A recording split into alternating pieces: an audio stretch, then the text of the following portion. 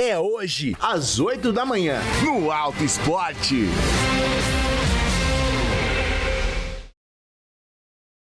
Gazeta Rural. Oferecimento Sambras é sabor.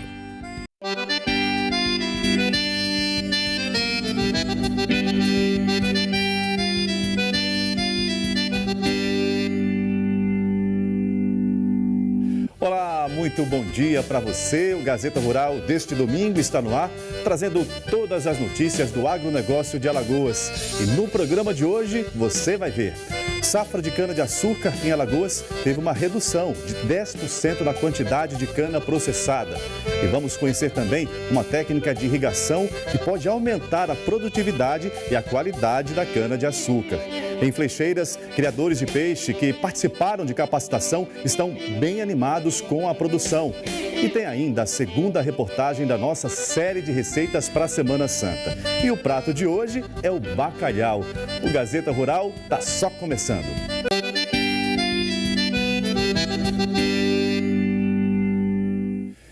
E a safra de cana-de-açúcar chegou ao fim em Alagoas. A última usina terminou a moagem esta semana. E esse ano foram processadas cerca de 17 milhões de toneladas de cana, uma redução de 10% em relação à safra anterior. Essa usina, que fica em Campo Alegre, é a última a encerrar a operação da safra 2024-2025 em Alagoas. Ao todo, são mais de 17 mil hectares plantados com cana para a produção de açúcar e etanol. Essa semana, a indústria recebeu as últimas remessas de cana colhida no campo. Foi excelente. Eu acho que está numa das maiores produtividades que nós já tivemos. 75 toneladas por hectare e 1.920.000 toneladas entre próprios fornecedores. Houve uma redução na cana de fornecedores e houve um crescimento, um deltazinho pequeno na cana própria. Se não tivesse aquele período de estiagem, que não tivesse sofrido uma queda na produção de cana de fornecedores, provavelmente a gente teria feito aqui 2 milhões de toneladas ou mais. Quase 141 mil toneladas foram destinadas à fabricação de etanol, 7,3% a menos que na safra 2023-2024, que foi de mais de 276 mil toneladas. Ainda assim, a safra desse ano favoreceu a produção de açúcar. Produziu mais açúcar. A gente vai fazer em torno de 3 milhões e quase 3 milhões e meio de sacos de açúcar. Quando a maior safra que a gente já produziu foi de 3 milhões e 50. E por que isso? Isso pelo ATR da cana, pela riqueza do açúcar na cana. Os resultados alcançados pela usina foram semelhantes a toda a safra de Alagoas. No campo, a safra foi um pouco menor, mas para o segmento, os resultados foram positivos. Nós esperávamos que fosse uma safra que repetisse a safra do ano passado, mas tivemos uma redução em torno de 10%. Nós tivemos uma redução por conta de faltas de chuva no mês de setembro. Chegou o mês de setembro, que é um mês fundamental para que se garanta a safra, como nós fornecedores dizemos, e mês de setembro teve uma falta de chuva, uma escassez de chuva. Então a cana que nós moemos por último, na safra anterior, que foi a safra 22-23, nessa safra 23-24, ela estava mais curta. Então nós começamos bem, com as canas plantas bem, o tempo mais seco. Então o ATR da gente estava bem bom, um ATR alto para o fornecedor de cana. O rendimento industrial para as usinas estava muito bom também, mas também nós estávamos preocupados com essa questão que a cana que nós moemos por último, ano passado, ela não estava desenvolvendo na medida que nós esperávamos. Então ela ficou uma cana mais curta.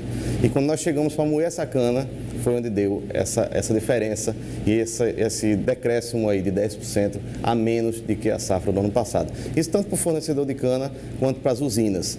O fornecedor de cana da região sul do estado, ele sofreu mais do que o da região norte. Então, a redução em fazendas de fornecedores, até de associados aqui da Asplana, que nós conversamos aqui em reuniões na segunda-feira, teve fornecedor que chegou a quase 30% de redução por conta dessa estiagem aí, falta de chuva no mês de setembro, outubro e novembro do ano passado. Nós tivemos um ano de menos safra, menos cana, mas tivemos um rendimento industrial melhor e um ATR para o fornecedor de cana também muito melhor. Por que isso acontece? Porque quando o tempo está mais seco, a usina consegue extrair mais açúcar, consegue extrair mais etanol. Os produtos de extração, num tempo mais seco, com menos impureza a cana, ele consegue extrair melhores produtos. Extraímos mais açúcar esse ano do que etanol, porque o preço do açúcar estava melhor do que o do etanol. Então foi virada a chave das usinas para produzir mais açúcar do que etanol. Mesmo considerando positivo o resultado da safra que encerrou, a Asplana teme que as condições climáticas atuais possam interferir nos resultados do próximo ciclo da cana-de-açúcar. Porque quando esse tempo está seco como estava agora, o rebroto da cana para a próxima safra, ele sofre. Nós estamos observando que o canavial está tendo falhas esse ano de rebroto para a próxima safra, porque justamente nesse período de setembro, de outubro e de novembro, as chuvas foram mais escassas e não conseguimos ter rebrotos satisfatórios em grandes áreas dos nossos canaviais. Em áreas até de canas mais novas, de segunda, terceira folha, que nós chamamos, que são canas que foram plantadas há 2, 3 anos atrás. Nós estamos vendo aí falhas por conta da questão do clima, do tempo que foi mais seco. Então, isso pode impactar negativamente, eu acho que isso com certeza vai impactar negativamente para essa próxima safra agora de 25, 26. E por falar em cana-de-açúcar, alguns produtores estão conseguindo bons resultados com a irrigação por gotejamento, um sistema que oferece água diretamente às raízes das plantas. Além de aumentar a produtividade, também melhora a qualidade da cana. Você pode não ver, mas essas canas estão sendo irrigadas nesse momento. A técnica usada aqui é o gotejo. Pequenas gotas de água são aplicadas direto nas raízes. São através dessas mangueiras colocadas por baixo do solo que o método de micro-irrigação por gotejamento acontece. Estamos numa plantação de cana-de-açúcar de uma usina que implantou a técnica há 25 anos. O Luiz Eugênio, gerente da unidade, diz que a implementação aconteceu depois de visitas técnicas em outros países. Por volta do ano 2000, após uma grande seca aqui na região da gente, e também no estado de Alagoas e no Nordeste, as secas de 1998 e 1999, foram realizadas visitas técnicas na Colômbia, África do Sul e em Israel, onde nós pudemos observar a técnica de irrigação plena por gotejamento subsuperficial, que é o gotejamento enterrado, e vimos que era possível adaptar para a cultura da cana-de-açúcar aqui nos tabuleiros costeiros de Alagoas. Iniciamos com um projeto piloto de 70 hectares, foram cultivados e colhidos nesse projeto piloto próximo a 20 ciclos, 20 folhas da cana-de-açúcar, com bons resultados, o que possibilitou e com isso nós ficamos convencidos de que era possível ampliar essa área. Hoje, a usina tem mais de 830 hectares de área plantada com técnica de irrigação por gotejamento. E vamos fechar o ano de 2025 com 1.070 hectares. E o nosso planejamento é nos próximos 5 anos, até 2030, a gente chegar a 5.000 hectares cultivados na cultura da cana-de-açúcar com essa técnica de irrigação. A usina possui 3 barragens que são usadas na irrigação. A água é direcionada para essa estação de tratamento, onde passa por um processo de filtração para que ela chegue no campo com a qualidade que deve ter. A água é acumulada aqui nesses reservatórios menores, onde é feito todo o tratamento da água para minimizar os teores de ferro que complicam no sistema de irrigação por gotejo. Então, nós provocamos nesses reservatórios a decantação da água, é feita toda uma filtração para que essa água seja aplicada no sistema de irrigação com uma qualidade bem melhor do que quando a gente capta ela bruta. Geraldo é professor e pesquisador da UFAL, além de coordenador da RIDESA da universidade. Há 35 anos, a RIDESA, que é uma rede de 10 universidades federais que desenvolve as variedades de cana-de-açúcar chamada RB, vem pesquisando e aprimorando o método da irrigação por gotejamento. Essas variedades são tão importantes para o Brasil que representa cerca de 70% da área cultivada no Brasil. Aqui em Alagoas, 88% da área cultivada. Então, essas variedades da RIDESA, UFAL e de outras universidades federais têm crescido muito e são apropriadas para o gotejamento. Nós desenvolvemos tecnologia dessas variedades que na hora que tiver o gotejamento, que é uma técnica de irrigação plena, com disponibilidade de água em gotas, vamos dizer assim, né? Mas durante todo o ciclo, e as variedades que são responsivas dão muitos melhores resultados, essas variedades da UFAL. Tanto as passadas, como nós temos a RB 579, 92579, quanto os clones atuais que estão sendo desenvolvidos. Ele explica que um dos principais benefícios é o aumento da produtividade. Você tem uma ideia, o estado de Alagoas, historicamente, uma produtividade média de 60 toneladas de cana por hectare. Em épocas mais secas, chega a cair para 40. Quando você utiliza uma irrigação complementar ou de aspersão, vai aumentando 10, 20 toneladas de cana por hectare, mas chegando a dobrar com gotejamento para 140, 150 toneladas de cana por hectare. Em termos de açúcar, se você tiver em áreas de sequeiro sem irrigação, vai ser 7, 8 mil quilos de açúcar por hectare. Uma condição dessa de gotejamento ao longo de vários ciclos, você obtém uma média de 15 toneladas. Quer dizer, o dobro de açúcar por hectare, que vai dar muito maior rentabilidade. É uma técnica cara de implementar ou é econômica? Com certeza, os valores são 3 vezes mais do que você plantar sem a irrigação, né? Então, o custo da irrigação por gotejamento é o mais caro. É uma agricultura, vamos dizer assim, de precisão, porque você dá água gota a gota, né, na raiz para que se alimente. Os nutrientes também passam a ser muito melhores absorvidos e assim você pode usar até outros produtos para controlar pragas, doenças e assim obter melhores resultados e maiores rendimentos das empresas.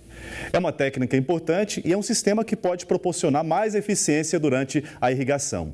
E logo depois do intervalo, nós vamos ver como a vida de criadores de peixes mudou depois que eles passaram por uma capacitação sobre a atividade. É daqui a pouco, após o intervalo. Voltamos já.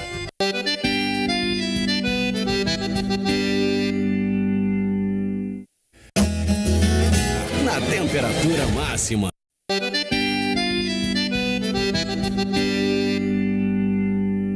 Estamos de volta com o Gazeta Rural e a criação de peixes requer planejamento e cuidados. Em Flecheiras, alguns criadores começaram sem conhecimento e tiveram prejuízos. Agora, depois de passar por uma capacitação, eles esperam alavancar a produção. Há 16 anos, o Jackson e a Patrícia ganharam um lote no assentamento Rio Bonito, em Flecheiras. De lá para cá, muitas culturas foram testadas. Mas o que vem se destacando mesmo é a piscicultura, o cultivo de peixes em tanques. A gente pensou na piscicultura, porque é prazo, o tempo é pouco, o prazo é pouco, né? Para a gente vender e ter a nossa renda. São o quê? 3 meses, né? O peixe, para ter a renda dele. Então, assim, a gente consegue ter o nosso peixe, escoar a nossa produção, né? E ter a renda da nossa família. E o que eleva muito o custo da produção de peixes é justamente o gasto com água. Mas por aqui isso não é um problema. É que o assentamento fica numa região de serras aqui em Flecheiras. E no ponto alto dessas serras existem várias nascentes. E é justamente a água que brota dessas nascentes que alimentam os tanques. E elas descem serra abaixo através da força da gravidade. Apesar disso, a ausência de conhecimento dificultou essa produção. Aí a gente pegou os levinos lá com o rapaz da casa de ração, trouxemos para cá, colocamos dentro de umas caixas de 1.000 litros, fizemos uma divisão lá com eles, né? Para poder vir para cá, para o poço. A gente primeiro ainda foi dar continuidade à escavação do poço, comprar a lona, fazer a instalação da água para poder passar ele para cá. Então a gente perdeu um tempo com eles, né? A gente já estava o quê? Quase pronto para venda. Mas por esse processo, que a gente teve todo o processo para fazer, então a gente perdeu um tempo muito grande. Porque no caso eles não se desenvolveram dentro das caixas como se desenvolveriam se estivessem no tanque. Isso. Se eles estivessem no tanque desde o começo, então ele já tinha se desenvolvido bem mais. Para evitar perdas e prejuízos na produção, o casal participou de uma capacitação voltada à piscicultura, oferecida pelo Senar. O curso ele é ofertado de forma teórica e prática. Nos 2 primeiros dias foi a parte teórica, que a gente passou para os produtores a parte de qualidade de água, manejo nutricional, tipos de ração, espécies, tipos de sistema. Aqui no caso é um sistema de viveiro escavado, só que ele está, revestido por lona. Então a gente ensina ao produtor do princípio como começar essa atividade e até ao ponto de comercialização. É uma parte básica, mas em compensação passa muito para o produtor. Quando ele vai para a parte prática, a gente faz uma atividade de biometria, nada mais é do que pesar os peixes e ensinar o produtor a administrar a ração adequada para ele e verificar o crescimento do lote. Dizer, olha, quanto tempo tem esse peixe? A gente faz uma análise do crescimento do peixe, que daí vai dizer se o peixe está bom para a comercialização ou se está atrasado ainda para a comercialização. Quem também participou do curso foi o Alberto. E assim como a Patrícia e o Jackson, ele errou demais no início, a ponto de precisar interromper a criação.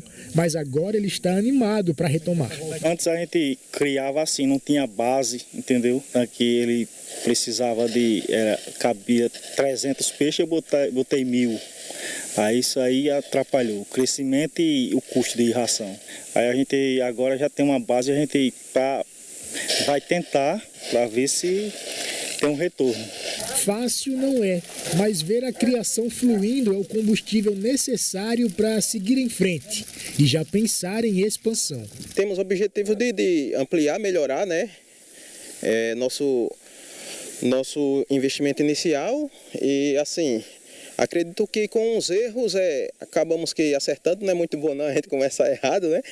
Mas desse jeito, a gente buscou capacitação e tivemos um curso de excelente avalia. Foi muito gratificante, né? Tivemos muito conhecimento. Muito importante. O conhecimento é essencial em qualquer área que você atuar. E a seguir tem a segunda reportagem da nossa série de receitas para Páscoa. E o prato de hoje, gente, é um delicioso bacalhau à Gomes de Sá. É daqui a pouquinho, logo depois do intervalo. Não sai daí.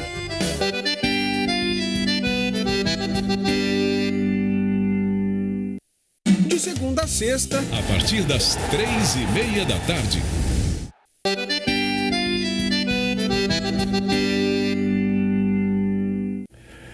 De volta com o último bloco do Gazeta Rural e chegou aquele momento de você pegar a canetinha, o papel, abrir o bloco de notas do seu celular, porque na segunda reportagem da nossa série de receitas para a Semana Santa, nós vamos aprender agora a preparar um delicioso bacalhau à Gomes de Sá, um prato português. Ótima opção para aquele almoço em família na Sexta-feira da Paixão. Vamos ver. A impressão é que os dias estão passando tão rápidos que a Semana Santa já está se aproximando e com ela vem muitas coisas deliciosas, muitas comidas tradicionais. Quem vai mostrar hoje pra gente é a Fátima Pinto, porque além da comida ser tradicional, remete muito à infância, né, Fátima? Com certeza, é o que nós chamamos de comfort food, né? É aquela comida que quando você sente o cheirinho, você já está lembrando do seu pai, da sua mãe, né? Eu sou filha de português e essa receita, ela é muito, muito utilizada na nossa família. Inclusive, eu acho que o Brasil inteiro adora um bacalhau à Gomes de Sá.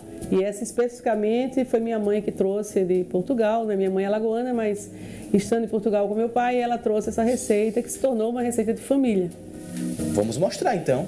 Vamos lá. Anota aí os ingredientes: 600 gramas de bacalhau em lascas, dessalgado, 1 colher de sopa de alho picado ou em lâminas, 4 cebolas cortadas em rodelas, 1 xícara de azeite, 1 colher de chá de vinagre, pimenta do reino a gosto, 1 folha de louro, 4 colheres de sopa de salsa picadinha, 600 gramas de batatas cortadas em rodelas grossas, 4 ovos cozidos cortados em rodelas, 100 gramas de azeitonas pretas, e o azeite extra virgem para finalizar o prato.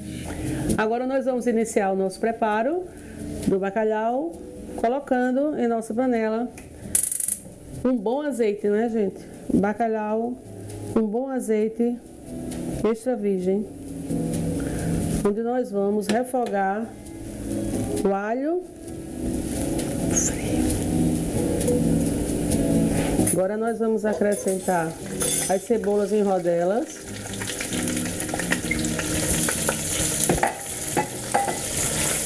A cebola vai refogar bem aqui junto com o alho. Aqui já podemos colocar uma folhinha de louro, uma colher de vinagre, pode ser de maçã ou vinagre que nós usamos, aquele mais comum, mais escuro, uma pitadinha de pimenta do reino. O azeite, a gente coloca uma xícara, mas eu, como adoro azeite, e também eu acho necessário um pouquinho mais, nós vamos introduzir o bacalhau, mas antes eu vou colocar mais um pouco de azeite. E agora vamos colocar o nosso bacalhau em lascas. Bacalhau que foi demolhado, né? Ele ficou de um dia para o outro, 24 horas na água. Troquei 3 vezes a água desse bacalhau. E aí agora ele vai incorporar bem aqui com a cebola, o alho, o azeite, folha de louro, pimentinha do reino. Vamos deixar ele ficar bem macio.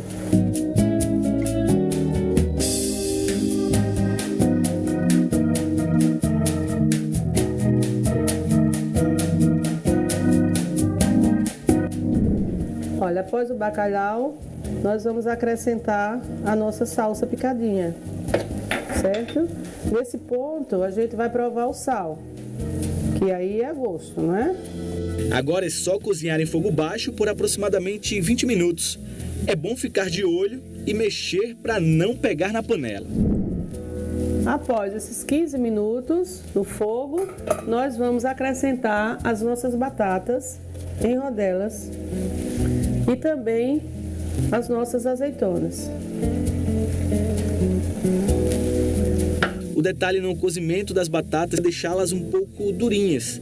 Com a água gelada, você interrompe o cozimento, dando um choque térmico. Daqui eu deixo mais uns 5 minutinhos, tomando gosto, e vamos levar ao forno. Agora nós vamos passar o nosso bacalhau para a travessa que nós vamos servir e levar ao forno.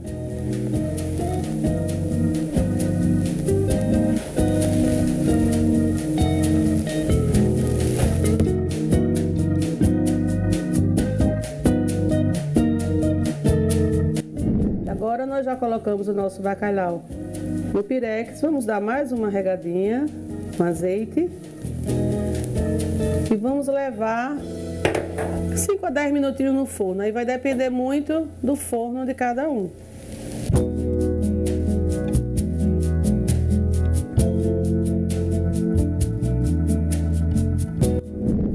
Mais uns 10 minutinhos no forno e chegou a hora de finalizar o prato, com os ovos cozidos, as azeitonas e um toque generoso de azeite. A receita vai muito bem sem acompanhamento, mas o bom e velho arroz é uma ótima alternativa.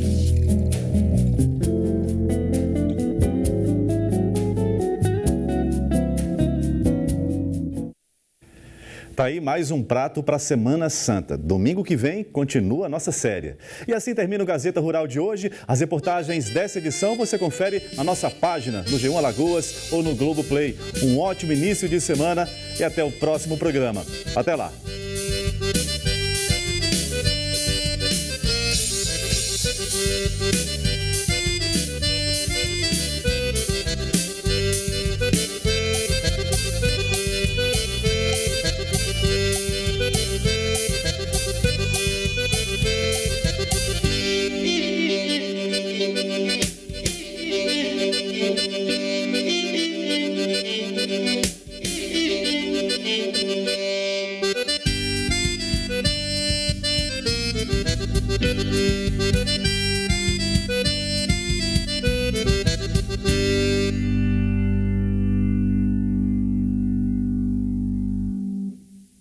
Gazeta Rural.